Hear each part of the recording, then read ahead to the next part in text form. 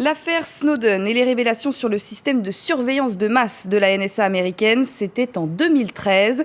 Mais qu'est-ce qui a changé depuis? Sommes-nous moins surveillés par les États-Unis? Edward Snowden, exilé en Russie, qui est devenu clairement un personnage public, à tel point que sort aujourd'hui un biopic qui lui est consacré.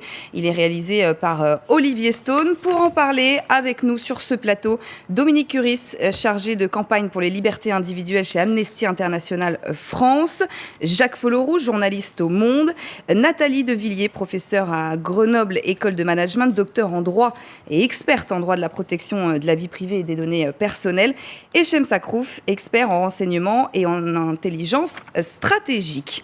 On va tout d'abord regarder un sujet sur ce film. Le sujet est signé David Verrag. Le vrai Edward Snowden, le voici, réfugié en Russie depuis 3 ans et ses révélations fracassantes sur l'appétit de surveillance électronique du gouvernement américain. Le cinéaste Oliver Stone aime gratter là où ça fait mal. Son film est né d'une rencontre à Moscou avec l'un des plus célèbres lanceurs d'alerte. Il nous a donné des informations si explosives qu'on n'a pas pu les garder pour nous. On voulait les rendre publiques parce que cette cyberguerre est dangereuse. Elle menace tout le monde.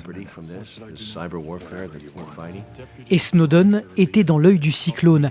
À la NSA ou la CIA, un petit génie de l'informatique qui croit lutter contre le terrorisme et découvre que les agences de renseignement ont leurs yeux et leurs oreilles partout.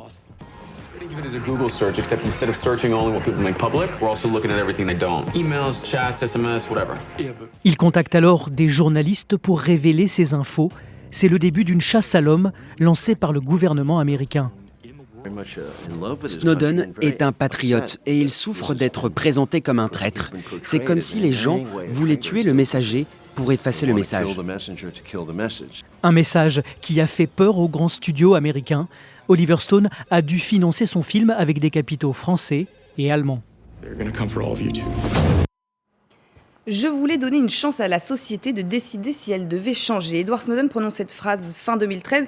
C'est pour une interview au Washington Post. C'est 6 mois après le début des révélations sur le système de surveillance de masse de la NSA. Est-ce qu'elle a décidé de changer ou pas, la société, Shem Sakrouf? Alors c'est difficile d'être dans la tête du politique ou de la société en elle-même. D'ailleurs, la société en elle-même ne décide pas. C'est une poignée de personnes qui va décider. La réalité, c'est que les algorithmes, tout ce qu'on entend sur le pouvoir indexer tout ce qui transite est dans leur pouvoir. Donc ensuite, c'est les politiques qui vont décider dans quel cadre ils vont le mettre en place ou pas. Il y a une différence entre ce qu'on peut annoncer et ce qu'on fait réellement. C'est toute la complexité de ce qu'a révélé Snowden. Qu'est-ce qui a changé, Nathalie Devilliers? Ce qui a changé depuis 2013, naturellement, c'est la prise de conscience du public que les données ne sont pas dématérialisées, elles ne sont pas dans un nuage, elles sont sur des serveurs physiques sur lesquels des personnes ont des contrôles. En revanche, la prise de conscience ne va pas jusqu'à se protéger soi-même, cesser d'être hyper connecté, de poster n'importe quoi sur n'importe quel réseau social et de maîtriser son e-bidule et ses services, systèmes qui, pour certains, restent un mystère. Est-ce que les gens, Dominique Curis, ont vraiment pris conscience de ce risque et de cette non-protection des données ? Je crois que c'est vraiment un travail de longue haleine et c'est ce qu'a voulu lancer Edward Snowden, c'est ce que l'on a voulu poursuivre. Et aujourd'hui, c'est devenu un débat public et c'est ce qu'il voulait, c'est ce que nous essayons de faire avec lui et après lui. Aujourd'hui, petit à petit, les gens prennent conscience de ce qu'ils peuvent laisser sur Internet ou pas, prennent conscience petit à petit de l'importance de chiffrer ses communications, sa messagerie. Ce sont des gestes simples que l'on peut faire aujourd'hui pour garder le contrôle sur sa vie privée, sur son intimité, qui est indispensable à la maintien de la liberté d'expression dans une société. Mais finalement, est-ce qu'on est encore écouté par la NSA, Jacques Folloroux ? Ouais. Bon, déjà, Edward Snowden, il nous apporte un élément qui est fondamental. C'est-à-dire qu'il amène sur le débat public, il fait un sujet démocratique de cette surveillance qui est la plus vaste et la plus grande qui ait jamais existé, cette surveillance de masse dans toute l'histoire de l'humanité. Donc déjà, c'est un point qui est formidablement, il fait exploser un secret, formidablement important. Par ailleurs, message qui est d'autant plus fort que Edward Snowden lui-même n'est absolument pas dans une démarche d'ego, d'intérêt personnel, il sert l'intérêt général, et on peut le voir que sur les 3 ans, il n'a pas bougé d'un iota sur l'objet de la démarche initiale en 2013 et en 2016. Alors ensuite, votre question initiale était qu'est-ce qui a changé ? Ça prend du temps de faire évoluer les consciences. On est dans un contexte qui est très anxiogène, les politiques jouent beaucoup aussi, instrumentalisent aussi la peur et la menace. Or, la question reste la même qu'en 2013 posée par Edward Snowden, preuve à l'appui. C'est-à-dire que est-ce que cette surveillance de masse permet à nos sociétés de mieux se protéger ? Or ça, pour le coup, les 3 ans l'ont montré, la collecte massive de données, donc là on parle d'une surveillance d'État, pas simplement une collecte de données privées par les grands providers américains. Est-ce que cette surveillance d'État permet d'anticiper la menace ? Donc on voit bien que non. Donc, et ça, je pense que ça traverse, et je finis là-dessus, ça traverse tous les sujets de surveillance d'État et de collecte massive de renseignements, c'est-à-dire qu'on voit bien que ce qui a été construit aux États-Unis et également en France un peu plus tardivement, c'est qu'on part au début d'un objectif de lutte antiterroriste. Donc on vise, on essaie de construire un outil d'interception électronique visant une cible déterminée, et on voit bien que très vite, ça s'étend à une collecte massive. C'est-à-dire que techniquement, on voit qu'on peut collecter beaucoup plus largement. Plus loin, quoi. Et donc, après, on part d'une cible identifiée comme réellement une menace à l'ensemble des populations. Et en effet, vous avez raison, pour l'instant, les opinions n'ont pas encore totalement conscience de ce qui existe autour d'elles. Un des programmes qui avait été dévoilé par Snowden, c'est Prism. Celui-ci permet à la NSA en fait d'avoir accès aux données des utilisateurs de Google, Facebook, Yahoo, Skype ou encore Apple. Le tout en fait grâce à une simple requête. Le rôle des ce qu'on appelle les GAFA. C'est quoi en fait ? Parce qu'ils se sont transformés à un moment en espèce de chevalier blanc. On avait l'impression, c'est ça, on va faire des rapports de surveillance, mise en place de certains systèmes. Mais finalement, est-ce que c'est vraiment le cas ? Absolument pas. Les GAFA, et pas seulement les GAFA, étendent leurs tentacules sur nos données personnelles à chaque seconde qui passe. Les algorithmes qui sont préparés, que ce soit du côté de Facebook ou de Google, qui appartient à un conglomérat plus large qui s'appelle Alphabet, dans lequel on trouve une société qui s'appelle Calico et qui lutte contre la mort, sujet qui est en lien justement avec ce dont vous aviez parlé juste avant, nous démontre que l'aspect prédictif des données est en train de franchir un cap pour lutter contre peut-être la maladie, mais peut-être contre autre chose. Et quand on voit comment une société Niantic, qui est une spin-off du conglomérat Alphabet, capte les données personnelles des dresseurs en permanence et en fait un actif de l'entreprise qui peut être cédé, on comprend tout à fait que la data est un business. Chin Sakrouf, il y a un double langage ? Oui, il y a un double langage. Il faut savoir que l'avenir, en termes de ressources, c'est plus le pétrole, c'est les données humaines, les données personnelles. Et ces opérateurs qui font de l'argent et qui souvent l'ont fait grâce à l'aide de ces services de renseignement américains, je le rappelle que pour la plupart, à 80%, c'est des entreprises américaines, il y a une volonté d'asseoir cette domination sur le plan de la technologie et que c'est un retour sympathique qu'on se donne. Après, il y a ce qu'on dit en termes de communication, nous ne sommes pas d'accord sur l'exploitation, on ne va pas faire de backdoor, de porte ouverte pour ces logiciels. On est beaucoup dans une posture de communicant pour protéger ou rassurer des clients, mais la réalité, c'est qu'on est dans une posture de guerre économique où la donnée du futur, c'est-à-dire les données personnelles, sera le pétrole de demain.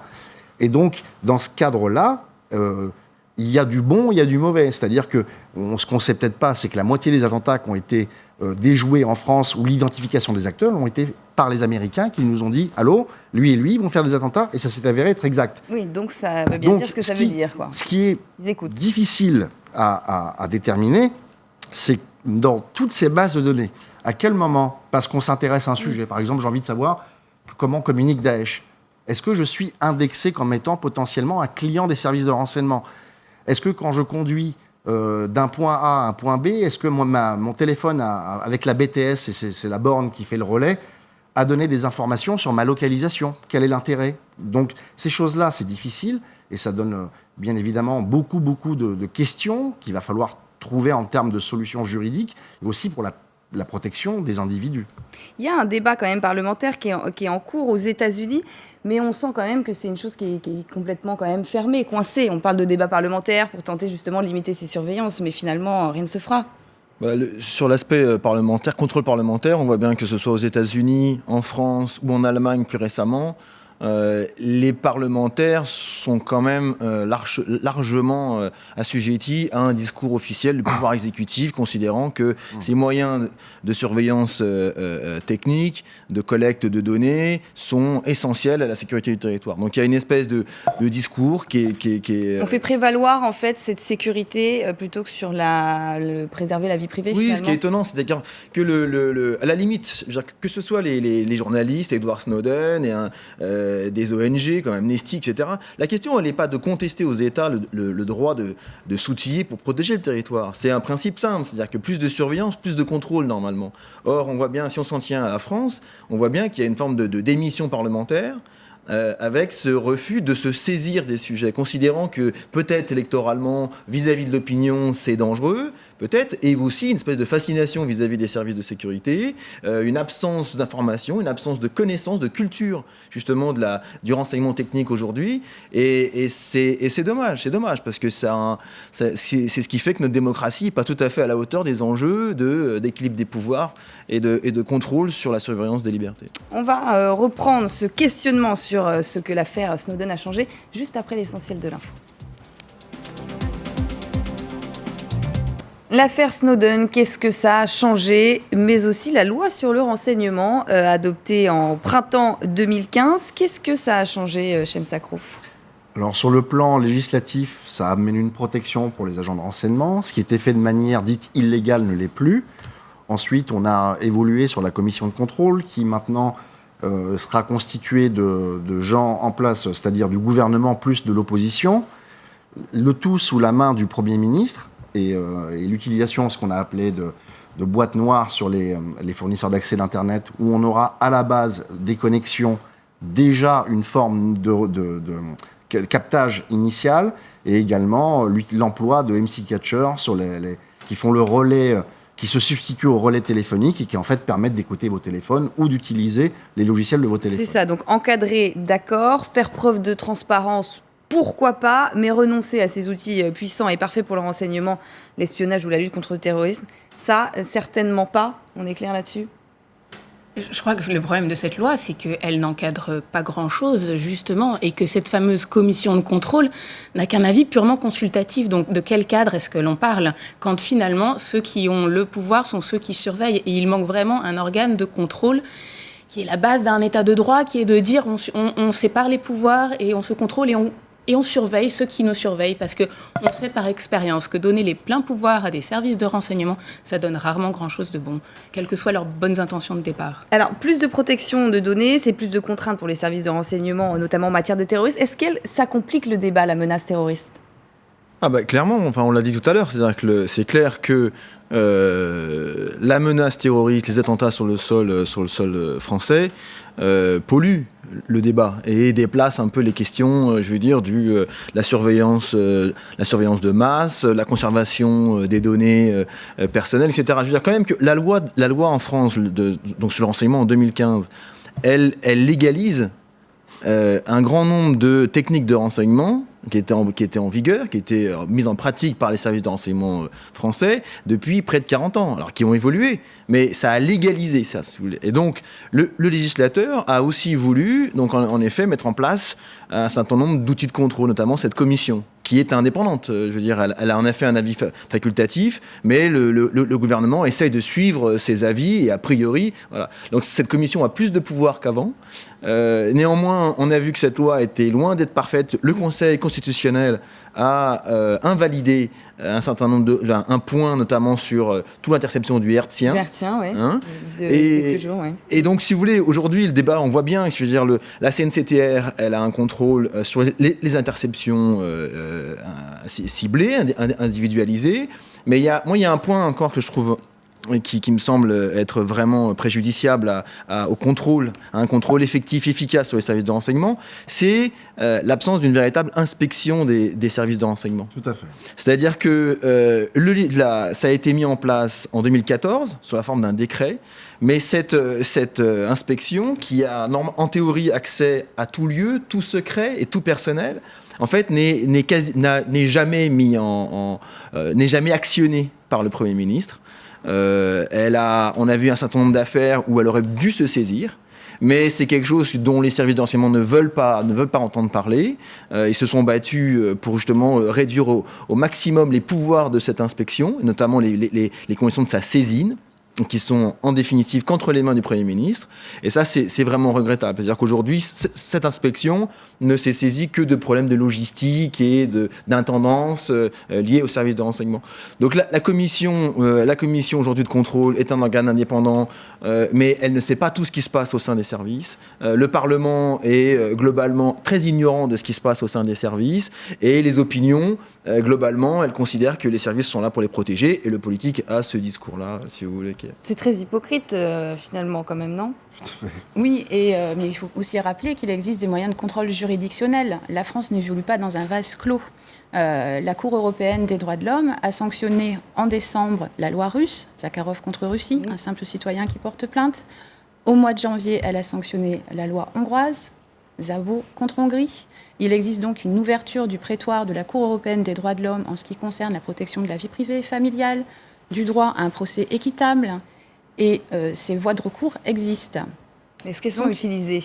En tout cas, en France, il faut les utiliser. Pas vraiment. Alors c'est quoi, un manque de connaissances aussi, peut-être ? Oui, tout à fait. Il y a ce manque de connaissances, mais je partage l'analyse qui a été faite par votre confrère du Monde.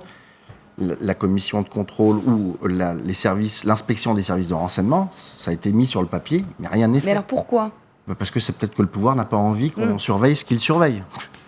Donc la réalité, c'est que pour pouvoir rassurer une population qui est quand même amoureuse de nos libertés et de la démocratie, c'est d'avoir des gens indépendants qui peuvent surveiller ou visualiser quels sont les axes de recherche et qu'est-ce qu'on surveille exactement. Est-ce que ça relève de la politique ? Est-ce que ça relève du commerce ? Et comment sont employés nos services de renseignement ? Quand vous avez des pouvoirs magiques, il faut un contrôle extraordinaire quand même. Et donc ça, je rappelle que c'est pas bien mis en œuvre.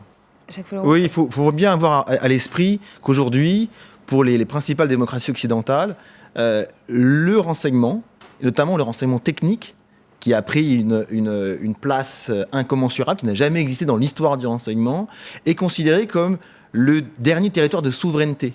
C'est-à-dire, c'est ce qui va permettre à un président de la République, à François Hollande, à Theresa May, à Angela Merkel, d'avoir une décision qui lui sera propre.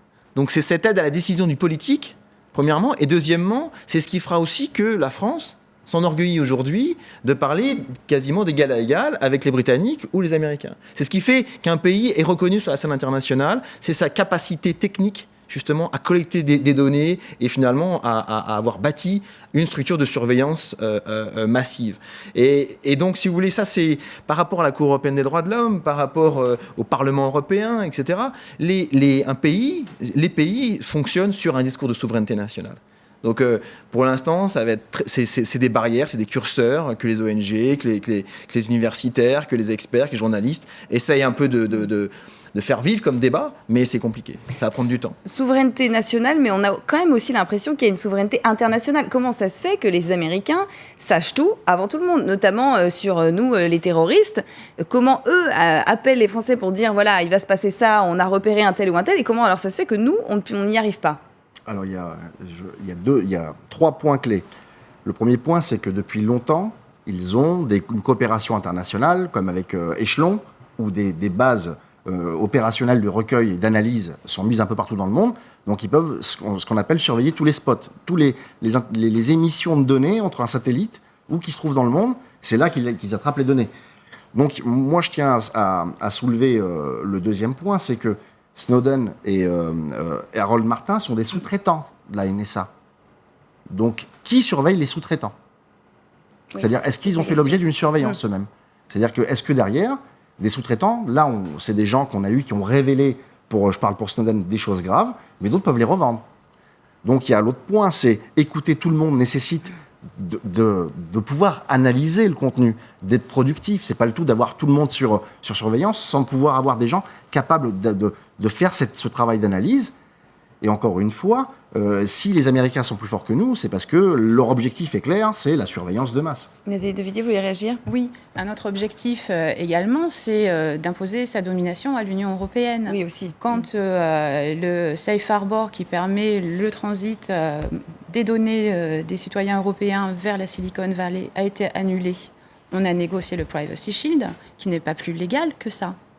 Il a été attaqué hier par la Quadrature du Net, avant-hier par Digital Rights Ireland. Il faut s'attendre à ce qu'il soit encore annulé. Donc cette thématique, naturellement, elle a comme ancrage la sécurité et le terrorisme, mais elle s'inscrit dans un contexte beaucoup plus large, qui est celui des relations internationales économiques. Et cette domination a des impacts sur la négociation d'un partenariat transatlantique, investissement et commerce. Et les ramifications sont beaucoup plus larges. C'est ce qui explique ce type de déséquilibre. Sur les lanceurs d'alerte, on a quand même l'impression qu'ils n'ont pas vraiment été soutenus en masse par le grand public, qui n'a peut-être pas conscience, on disait tout à l'heure, de cette surveillance à outrance, ou est-ce que c'est peut-être tout simplement pas la bonne méthode ? Il y a malheureusement une technique très classique quand un lanceur d'alerte fait des révélations, de focaliser l'attention sur le lanceur d'alerte lui-même plutôt que sur le contenu de ses révélations.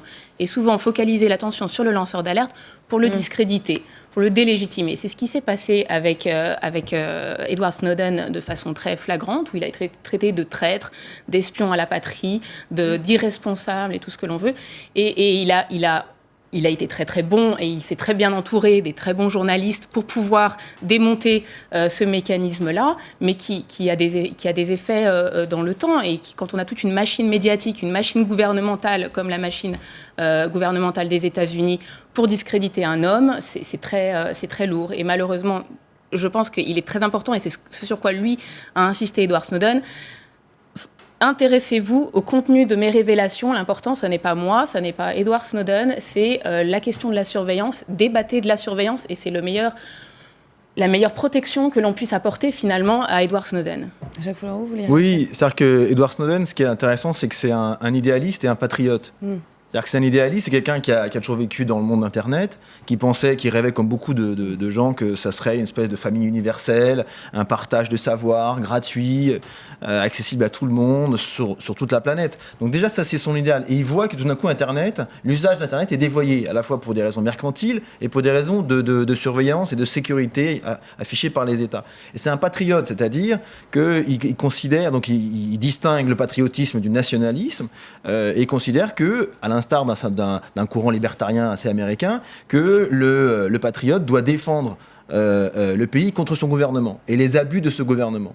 Et donc là, sur cette position-là, si vous voulez, on voit bien que sa démarche, elle est quand même relativement pure, elle est claire. Et là, je rejoins Amnesty, c'est-à-dire que on voit bien qu'à partir du moment où il sort du bois, avec un courage individuel, il faut quand même personnel, assez remarquable. Il y a quand même eu une pression pendant 3 ans que je pense que très peu de gens ont eu dans l'histoire. On voit bien la réaction des États. La France a quand même interdit le survol d'un avion qui était supposé transporter Edward Snowden. On est allé très loin, oui. Donc, on voit bien qu'il y a eu une espèce de crainte, de réaction, de peur des États qui n'ont pas réagi sur le droit, mais plutôt sur la défense d'un pouvoir et d'un précaré. Et dernier point sur Edward Snowden, c'est intéressant parce que il y a à peu près 1 mois a été lancé, donc à la faveur de la sortie du film de Oliver Stone, une campagne pour une demande de pardon à Barack Obama avant que celui-ci ne quitte la Maison-Blanche. Et le cœur de l'argumentation, c'était ce que j'ai fait est peut-être illégal au regard de la loi, mais sur un point de vue moral, c'est totalement justifié. Et au regard de l'intérêt général et de l'intérêt des citoyens et des démocraties, ce que j'ai fait est bien. C'est pour le bien commun. Voilà. Oui, c'est là où il y a une hypocrisie aussi peut-être chez les hommes politiques. C'est-à-dire que le scandale des Panama Papers, il a été révélé par un lanceur d'alerte. François Hollande s'en était réjoui en disant qu'il fallait les protéger. Mais enfin, finalement, derrière, c'est vraiment qu'une posture. Bien sûr. Puisqu'il avait d'ailleurs refusé l'asile à Edward Snowden. Oui. C'est des postures, les hommes politiques, au travers de ça. La réalité, c'est que les services de renseignement, par nature, font des choses illégales. Par nature, font des choses avec des techniques ou avec des objectifs qui ne sont pas très, j'allais dire, beaux, entre guillemets. Donc le fait d'avoir des gens qui refuseraient peut-être, dans le cadre d'une mission, de faire des choses qui leur paraissent en dehors du cadre légal ou de l'objectif qui serait utile pour la France, ou que ça servirait peut-être à 1 ou 2 hommes politiques pour surveiller des opposants. Donc pouvoir, eux, dire attention, je ne veux pas participer à ça, je veux une protection pour pouvoir rendre compte. Là, avec la loi Sapin 2, on leur dit si, on va vous aider. Vous allez voir les mêmes personnes qui vous l'ont dit de le faire et vous allez leur dire bonjour. En fait, je refuse de faire ce que vous m'avez dit. Donc clairement, c'est signer la mort de l'agent de renseignement. Oui. Donc ça a été une grosse hypocrisie.